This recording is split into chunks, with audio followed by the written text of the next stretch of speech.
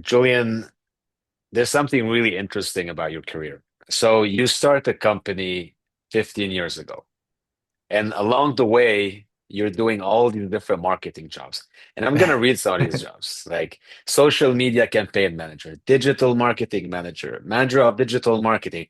I mean, you've been doing marketing throughout that whole time. And recently, did you go full time into that company you opened 15 years ago? Yes. Yeah.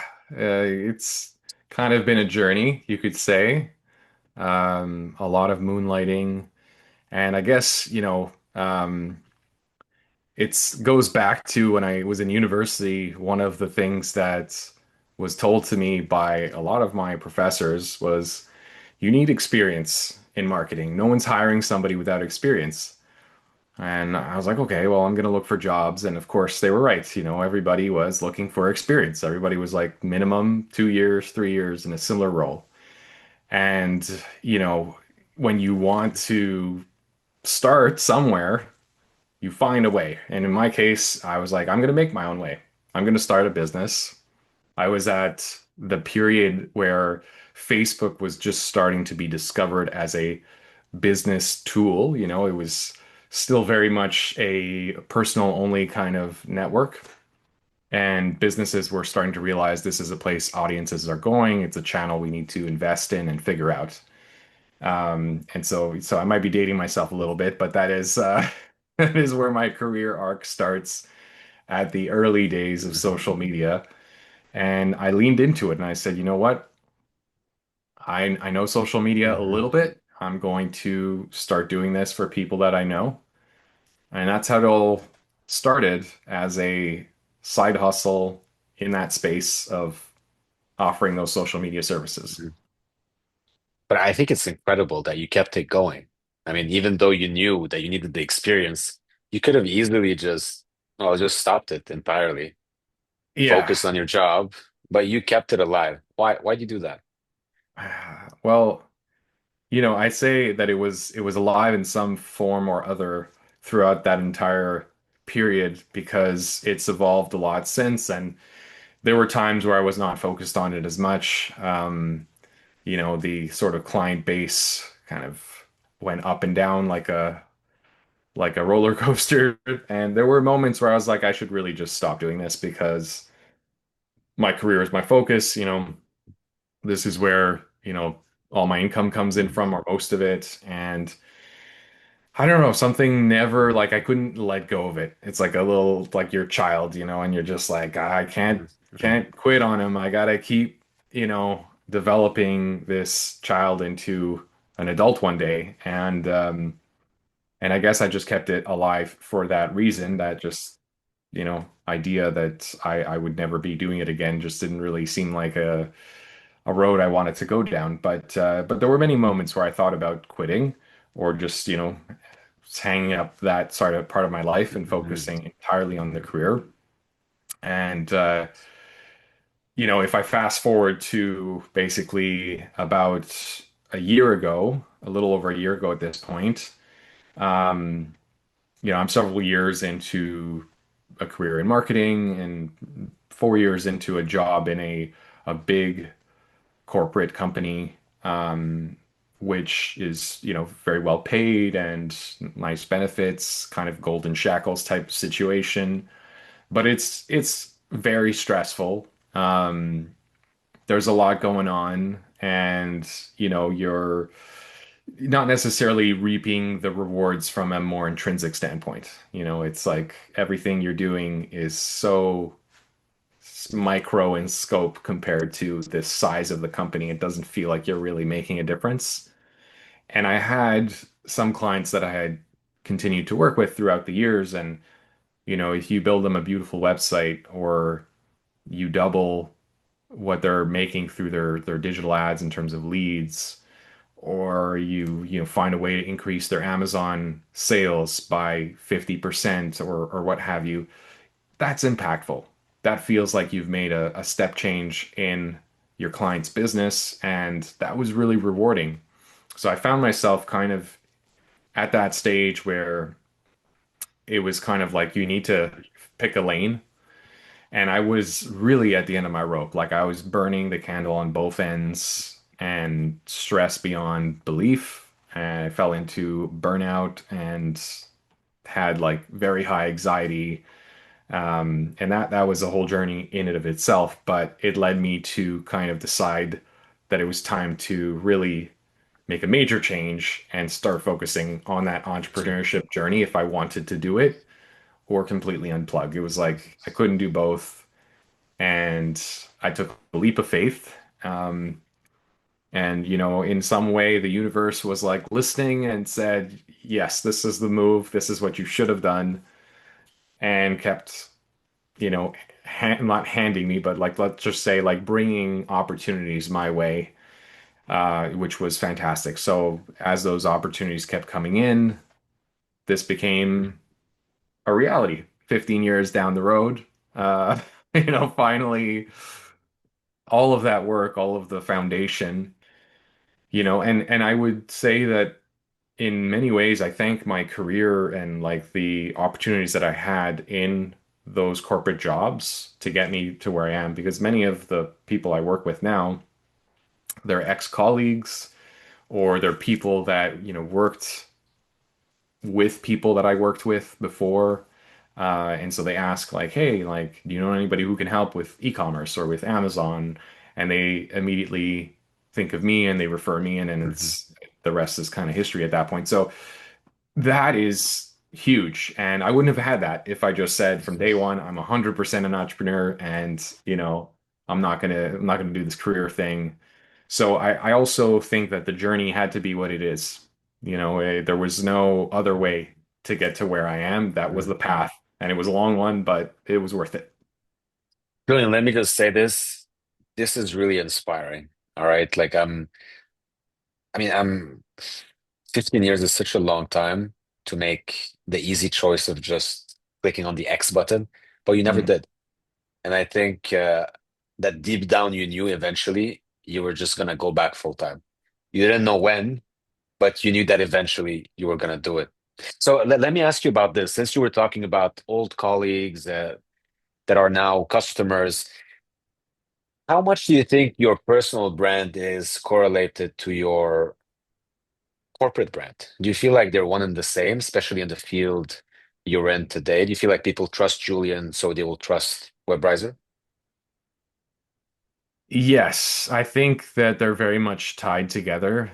That's one of the difficult things about the service industry is that personal branding is so important to the point where some people don't even bother with some kind of like a trademark like I have, and they're just focused on, making their image as a consultant or whatever the most important thing. The drawback to that, of course, is that it's not scalable when you will need more people to represent you. Inevitably, you're not going to be the face of the company anymore. For now, I am still very much the face of the company, and I like that. I like being involved Mhm. personally with my clients. It's one of the things out of everything that I do that I love the most is that relationship part. So, it's very much intrinsically tied to WebRiser at the moment. I hope that, WebRiser will stand on its own in the future. It's as a brand name, it's relatively new. I've changed it from WebG Media, which is the previous name that it had for a very long time. And and basically the idea is like I'm trying to make WebRiser stand on its own at this point as a representation of like Mhm. an agency that goes further than your typical agency that it feels like a boutique agency in the sense that like you're very personalized in terms of how you're treated as a client, Mhm. that you have a customized solution.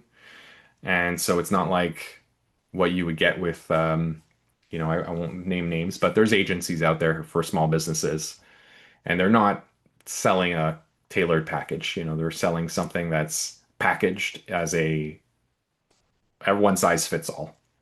And I worked in a company like that. It was very educational because what it showed me was that, those small businesses want the personal relationship. Their best connection that they have is with their account manager or the salesperson, whatever you want to call them. Um, but that's the only thing that ties those companies to, th those agencies that offer this cookie cutter approach. And that's what's affordable for a small business. So I really want WebRiser to represent a personal relationship with your client, like you would have with a boutique agency, but at the price that you might expect to have when you are, a small and medium-sized business that, you know, has a certain budget, right? Like you've got to respect, like, it's one thing you're a billion-dollar business, your budget might be higher, but in the business that I'm in, the clients I have vary between, let's say, a couple million to the billion-dollar range.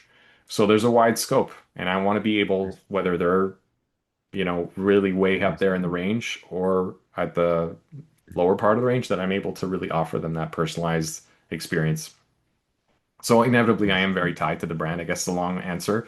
Uh, but I want the brand itself to stand on its own as that type of agency that feels like what you're getting from a high-end boutique agency, but at prices that are affordable and make sense for small and medium-sized businesses. Um, that being said, let's dive a bit deeper into the types of jobs that and services that you offer.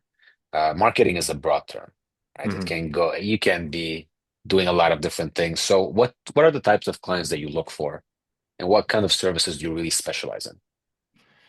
So my services, I have a pretty wide range as far as the digital service realm, but they basically fall under a few verticals. The first one is on the website development side. And that could be anything from taking a website that's, working okay, but you want to find a better way to convert or increase your sales. So it could be website optimization, conversion rate optimization. It could be a full design of a website from A to Z. So that's one vertical.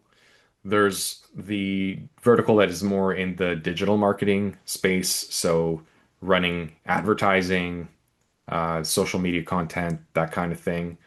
And then there's the e-commerce side, which is also fairly broad because there are some clients where I help them basically like launch an e-commerce brand from A to Z type of thing, or to take a brand that's maybe already in stores, but they don't have a direct-to-consumer store. They want to launch a Shopify store or something like that. And then one of the things, of course, that I'm most known for, I suppose, because it's a specialty, is Amazon.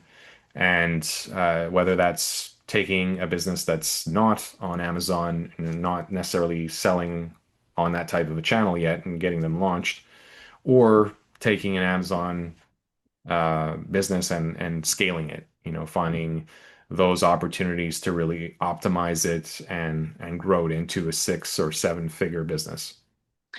Julian, I'm really curious. As a consultant, do you prefer the quick transactional jobs, or do you prefer having a client for a year? And let me, before you give me like an answer to this, I'd like to know because you left your original corporate job because you were stressed and you needed inspiration, you needed something fresh. So, in my opinion, working with a lot of different people can kind of make your life exciting, but it's also a bit hectic Hmm. because you have these tiny projects coming and going.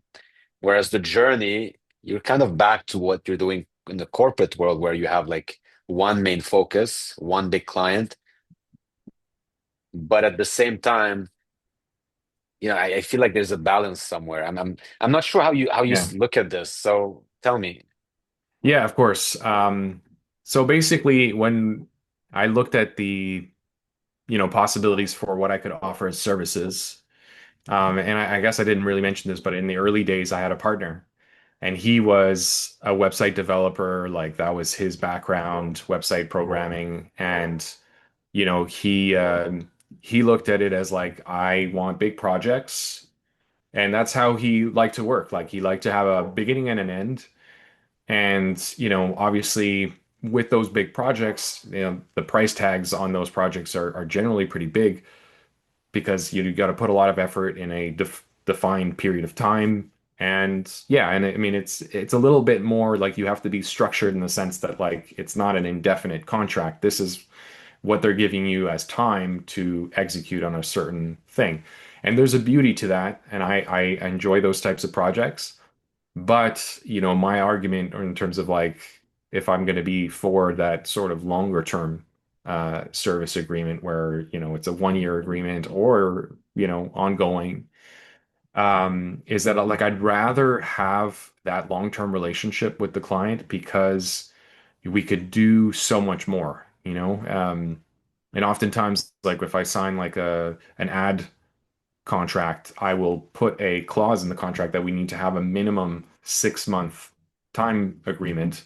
And that's because we're putting so much upfront work in those first, like the first month or 60 days to set everything up, like do all the foundational keyword research, the ad copy, and then like the initial like learning and optimization, which usually is a 60 to 90-day period. So if I don't get through that before, they start to really understand like the value of what we did, um, it doesn't really help, right? And then like those types of relationships often end up like stretching out for a very long time. Like I have clients that in some cases I've been working with for like maybe a decade or so, like I've had some clients that, if their business was still running, of course, there's been ups and downs. COVID has really changed the landscape, and that hurt in some cases some of my clients. But if they were still around, for like since the beginning, 15 years, I would have been still